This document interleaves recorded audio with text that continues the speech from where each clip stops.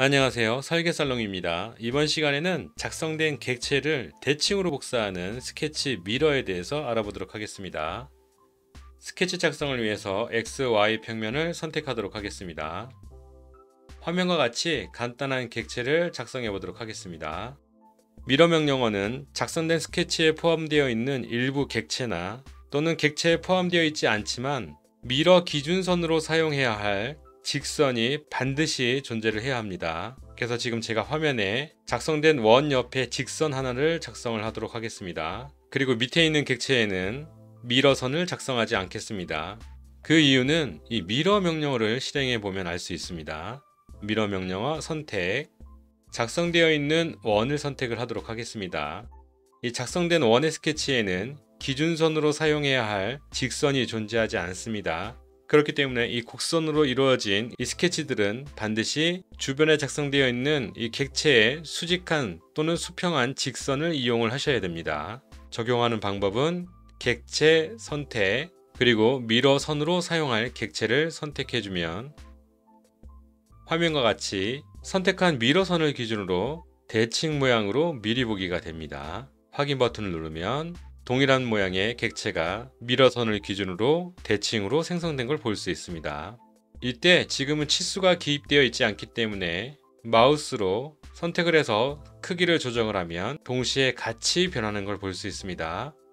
마우스로 중심을 클릭해서 위치를 조정하면 작성되어 있는 미러선을 기준으로 안쪽으로 모여지거나 바깥쪽으로 벌어지거나 또는 위나 아래로 제가 원하는 방향으로 대칭으로 이동되는 걸 볼 수 있습니다. 가운데 이 미러선은 객체들 간의 거리를 조정할 수 있습니다.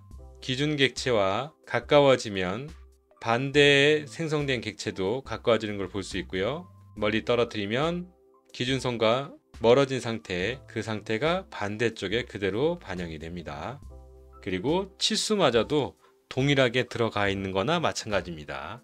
치수는 배우셨으니까 잠깐 한번 보여드릴게요. 단축키 D를 눌러서 치수를 입력을 합니다.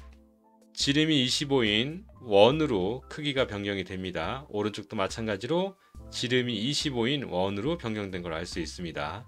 제가 다시 한번 변경을 한번 해보도록 하겠습니다. 그리고 오른쪽에 치수를 뽑으면 중복되어 있다 라고 나타나고 있습니다. 다음은 아래에 작성된 스케치와 같은 형상은 어떻게 미러를 시킬 수 있는지 보여드리도록 하겠습니다. 다시 한번 작성해 미러 명령어. 지금은 미러선이 없기 때문에 객체 중에 하나의 선을 미러선으로 선택을 해야 됩니다. 자, 이때 일반적으로 객체를 선택하는 방법이 마우스로 드래그를 해서 모두 선택을 하는 경향이 생각보다 많습니다. 그리고 오른쪽 팝업창에 미러선 명령어를 선택을 합니다. 미러선으로 사용하고자 하는 객체에 마우스를 갖다 대면 선택 자체가 되질 않습니다. 미러선으로 사용해야 할 객체가 미러될 객체에 모두 포함되어 있으면 미러선으로 사용할 수 없습니다. 이때는 팝업창에 있는 객체 명령어를 선택을 합니다. 그리고 나서 취소 버튼이 아닌 미러선으로 사용하고자 할 객체에 마우스를 갖다 대고요. 지금은 대각선입니다. 선택을 해서 취소를 시킵니다.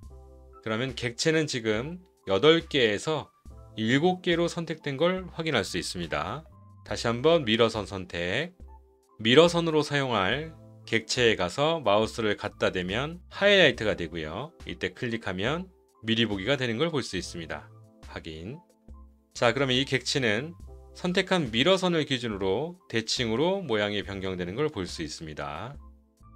물론 미러를 통해서 작성되어 있다고 하더라도 필요에 따라서는 나중에 배우실 구속조건 아이콘 또는 글리프라고 하는데요. 이 글리프를 지우면 글리프를 지운 해당 부위는 미러가 적용되지 않습니다. 나머지는 미러가 적용되는 걸 볼 수 있고요. 이 부분은 적용되지 않는 걸 볼 수 있습니다. 자, 화면을 이동해서 다음과 같이 객체를 작성해 보도록 하겠습니다. 이번에는 오른쪽에 있는 선의 종류, 중심선에 대해서 잠깐 설명을 드려보도록 하겠습니다. 중심선은 오직 직선에만 부여할 수 있고요. 평상시 때는 비활성화가 되어 있는 특징을 가지고 있습니다. 곡선이 아닌 직선을 선택해야만 활성화되는 명령어 중에 하나입니다. 이때 미러선으로 사용하고자 할 객체를 선택한 후에 중심선으로 변경을 해 놓습니다. 자, 그러면 화면과 같이 1.3선 중심선으로 변경되는 걸 볼 수 있습니다. 이때 다시 한번 미러 명령어를 선택을 하면 중심선은 미러선으로 자동 인식이 되는 특징을 가지고 있습니다.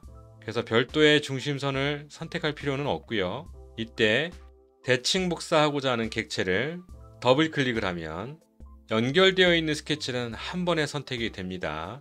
그리고 화면과 같이 미리 보기가 되는 걸 볼 수 있습니다. 확인 버튼을 눌러서 대칭 복사를 완성하도록 하겠습니다. 작성되어 있는 중심선은 다시 실선으로 바꿔도 대칭은 유지가 되는 걸 볼 수 있습니다. 자, 이제 마지막으로 하나만 더 보여드리도록 하겠습니다. 이 대칭 복사라고 해서 반드시 한쪽에 있는 객체들만 대칭으로 복사할 수 있는 건 아닙니다. 제가 왼쪽에는 라인을 그릴 거고요. 오른쪽에는 원을 그리도록 하겠습니다. 다시 한번 미러 명령어. 객체를 아직 선택하지 않았습니다. 객체는 왼쪽에 작성한 선과 오른쪽에 작성한 원을 선택을 해보도록 하겠습니다.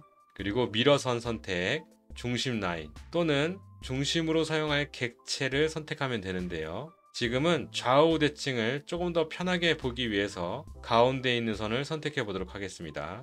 자, 그러면 화면과 같이 왼쪽, 오른쪽에 있는 객체가 서로 대칭 복사가 되는 걸 볼 수 있습니다. 확인. 제가 이번에는 다른 객체들 두 개를 선택해 보도록 하겠습니다.